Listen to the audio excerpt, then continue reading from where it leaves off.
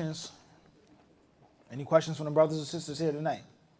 طيب خير تفضل يا أخي يونس. السلام ورحمة الله وبركاته فيك. Alhamdulillah, good to see you, أخي. The question is, with regards to, from what I see from most people who, for example, students who go learn in Medina, right? Most of them, I think I see they graduate from the faculty of Sharia. They graduate from what? Faculty of Sharia. طيب. Most people you ask, I want to know what is so attractive about faculty of Sharia. طيب. The question is, I see most students who graduate from Medina, and most of them graduate from Kulliyat Sharia. What's so attractive about it? Not the other colleges, etc. Well, I think there's two main reasons, so two main categories. All right? Exclude me from the conversation. It has nothing to do with me. I'm no one to talk about no one or say anything about anybody else. Only Allah knows what's in the hearts of men. However, I think that the people who are just gravitated towards the College of Sharia so much more than other colleges, they're either sincere or they're unsincere. Those who lack sincerity or they have some issues with their sincerity, then one of the reasons is money, status, Sharia, fiqh, qadi, madhab, imam, mashallah, faqih, etc.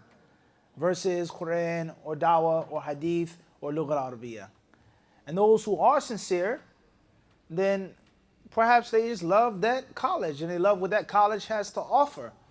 And maybe some of them think and feel that that college is most suited for their countries and for America or Canada or the UK.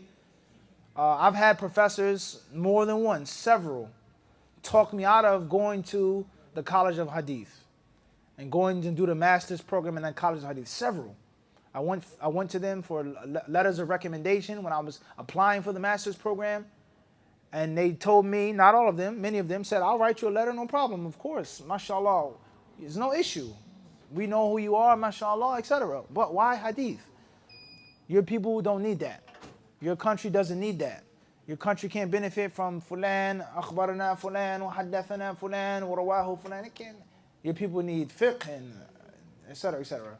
So me, I smiled respectfully, Jazakallah khairan, Sheikh. I shook my head. However, I just need you to write me the letter. That's it, Sheikh. I didn't come here for you to tell me I need you to write the letter, and that's it. So my mind is already made where I want to go and what I want to do and why I want to do it. And what I know will benefit my country. And what I know, what I have, by Allah's permission, the ability to do. And alhamdulillah, when I was graduating from the master's program, I was already giving dawah for over a decade. So it wasn't a new thing, okay? The point from the moral of the story is, as many people, they think that that's the most beneficial college for America. Is Kulliyat Sharia, and the other colleges offer minimal benefit. And some of them may actually think or say that the other colleges offer no benefit. And of course, we know that's a problem from so many different aspects. Islam is a complete way of life and death. Our masjids, communities, Muslims, non-Muslims, dawah, etc. We need all of the knowledge. We need all expertise. We need everything, all of the expertise, all of the fields. Let alone the fact that there's so many things in the College of Sharia that you'll learn and study which are way above, beyond the head of the average Joe Blow Muslim. So the argument that you make about hadith is too complicated, it's too complex, it's too kether. The same exact argument is going to be made about Sharia. You're not going to go to a kafir on the street and tell him about Ibn Qudama or Ghazali. You're not going to go to a Muslim who's barely making salah and tell him about the 7 riwayat of Imam Ahmed or Bidayatul Mujtahid or Fulan or Fulan. So in actuality, that whole entire argument is nonsense. With all respect, it's nonsense. And you're going to say that America doesn't need no higher learning. All you need is the basic 4 years. Rather, 2 years Arabic language, 2 years of study. That's it. To give a basic khutbah, to give a basic class, to give dawah to new Muslims, to non-Muslims. You don't need to be no graduate, right? You don't need that. So that whole entire argument against the other colleges, and specifically against the College of Hadith, makes what? No sense. So many people, they only go to that college for worldly reasons, and other people, they only go to that college because they've been taught that type of kalam. Huh? Wallahu musta'an. Wallahu alam. طيب. Any other questions before we stop? Should we have anything online? تفضل يا أخي. وعليكم السلام ورحمة الله. Excuse me? A Maliki? طيب. In most cases, a Maliki is a Muslim who has learnt, studied, and practices a specific discipline, a school of thought, a way of thinking and following fiqh views, jurisprudence. Fiqh is the laws, the rules, what we can and cannot eat, what we can and cannot wear, how we can and cannot sit, how do we pray, how do we fast, how do we make hajj. What does Quran and Hadith tell us about the practical things on a day-to-day basis? Not what's in our hearts, our minds, we believe, but the day-to-day things that we do. The way of the law, the legal things. And there are different schools, there are different ways of understanding the law, interpreting the law, and practicing in it, practicing the law. And from that is a famous school of a great imam of the 2nd century whose name was Malik. So those who attribute themselves to his way, they call themselves Maliki. And Allah knows best. That's in short. Alhamdulillah. Thank you. Tayyib. How much time we have? Kimbapi. Till tomorrow. Allahu Akbar. That's right. A few minutes? Tayyib. Let's see. First question is coming from Mahmoud G. from Atlanta, Georgia. My mother has asked, is it permissible to be injected with aborted fetal cells or tissue included in certain injections based on being forced in order to keep her job, etc., oppressive mandate? Barakallahu feek, may Allah bless you. We don't get into no controversial issues here tonight in Masjid Taqwa with regards to speaking against the vaccines. At the end of the day, the ulama of Islam for years, they've spoken on ad-dawa'ul khabith. This issue is known in the traditional classic books of fiqh as hukmu tanawul ad-dawa'il khabith. What is the ruling on taking as a cure or medicine something which is foul and filthy? Is it lawful or unlawful? And it's not a new thing. Just like vaccines aren't necessarily a new thing. The idea and the concept is very old. So back in the day, different cultures, different people, they would use different parts of animals or insects as a means of medicine. Whether it came from a snake, other insects, reptiles, amphibians, etc. And oftentimes, the animal or the insect or the thing from which they took this antidote or this serum, it was, in fiqh, it was considered khabith. It's unlawful to eat. You cannot eat a snake. You cannot eat certain insects, certain amphibians, certain things, etc., etc. However, it's been proven through medicine that this gallbladder or this oil or this skin or this tongue or this such and such is highly effective in preventing or curing illness and sickness. So therefore, the clash comes. The fork in the road comes. Is a Muslim allowed to eat or to drink something which is khabith for medicinal necessity? Question number one is it a necessity? And question number two is, are certain haram things lawful at the time of necessity or at the time of need? You understand? It's not the same as I have to or the pressure is a little tight. Tight pressure is not the same as I'm going to get squeezed to death. It's a difference. And many people, they sloppily confuse the two. They sloppily confuse the two. You jam your finger in the door, it hurts. That's not the same as your finger being totally slammed in the door, in which there is a blood clot, but your finger is smashed. You understand the difference? A blood clot versus you broke your finger. It's blood everywhere. The skin is broken. So a blood clot is not the same as what? Broken skin. And it's unlawful to confuse the two. I have to take the vaccine, or it's best for me to take the vaccine because of pressure, etc. Everybody understand this? So this is a part of the proper fiqh of the ruling on Muslims taking the COVID vaccine. Obviously, it's a longer discussion than this. and many people have spoken about it in greater depth with more time than what we have now.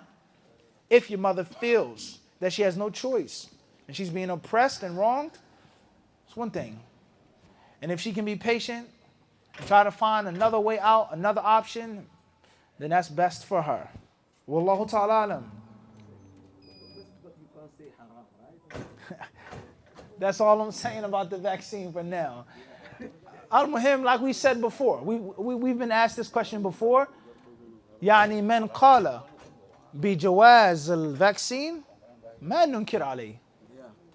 لا ما ننكر عليه أبدا أبدا لا أبدا حتى إذا سئلت عن هذا ما أحرمه. Yeah. You can't say that that person is absolutely wrong because they have precedents. They have people who preceded them and saying things like that. It's necessity. People are dying. People are getting sick. People are ill. Even if you don't agree with that, that's fine.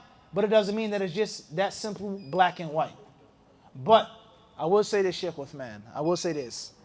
Is that the same thing applies to the opposite. لا يجوز يعني تسفيه من قال بمنع vaccine أو الابتعاد عنه وتركه. لا يجوز نسخر به ونسفهه ونضحك عليه ونحذر من هذا. لا أبدا. كما هذا ينطبق على قولك ينطبق على قول غيرك. So the same applies to those who say, I don't want to take the vaccine. I don't think the vaccine is beneficial. I don't think it's a necessity. You may disagree, but you cannot laugh at that person and condemn that person and accuse that person of being irresponsible and reckless. It's two sides of the coin. You have your view, and they have their view. So be careful. And most people, they show bigotry to one of the two what? One of the two sides. And that's يعني طبعا bigotry ليس من أخلاق المسلم إلا للحق المحض الصرف الخالص, the clear truth. Yes, I'm a bigot to that. As far as that which can be interpreted different ways, it's not so simply cut black and white. It's masala ijtihad. Then you are not allowed to practice that type of what? Ta'assub. That type of bigotry and fanaticism for your view in which you make fun of others.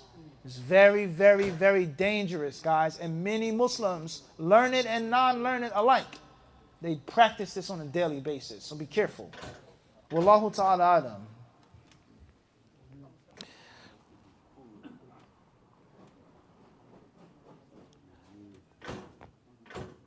You got a shout out, Eunice. Mahmoud G gave you a shout out. Assalamu alaikum.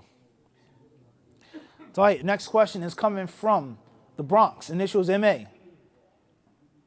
What are some of the majority views you don't agree with besides the reciting of the Fatiha? Perhaps that person is basing their question off of al-qira'atu khalf al-imam, reciting behind the imam, when the imam is reciting out loud. And we take the view is that if it's Salat al-Maghrib or Salat al-Isha or Eid or Jumu'ah, and the imam is reciting, the best thing to do for the musalli is to keep silent. Okay? And the scholars, they differ on that issue. And we previously mentioned before that the safest view is to at least recite the Fatiha. But that doesn't mean that that's necessarily the most correct view. Al-Muhim, Surah Al-Fatiha, reciting it in the Salah is like any other issue in fiqh. There are things over which the ulama agree, and there are things over which the ulama differ. Wallahu ta'ala alam. Question is coming from Atlanta, Georgia. Initials MD. Assalamu alaikum. Can you please explain the difference between the ruling for randomly drawing names from a hat and rolling dice? We previously explained that is very similar with regards to finding a way to impartially pick or select someone or turn. Drawing straws, pulling names out of a hat, rolling the dice, rock, paper, scissors. However, one of the reasons why many ulama say that it's haram to use dice or die is because of the hadith, من لعب بالنردشير فكأنما وضعوا في لحم الخنزير ودمه أو كما قال صلى الله عليه وسلم.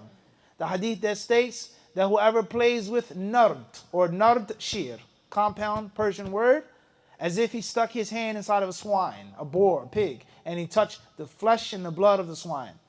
And the ulama of Islam, like many other issues, they differ on what's meant by nardashir.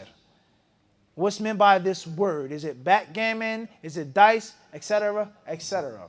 All right? الكلام يطول في هذا الشيء. الاعتماد على الحظ والنصيب في مثل هذه الألعاب.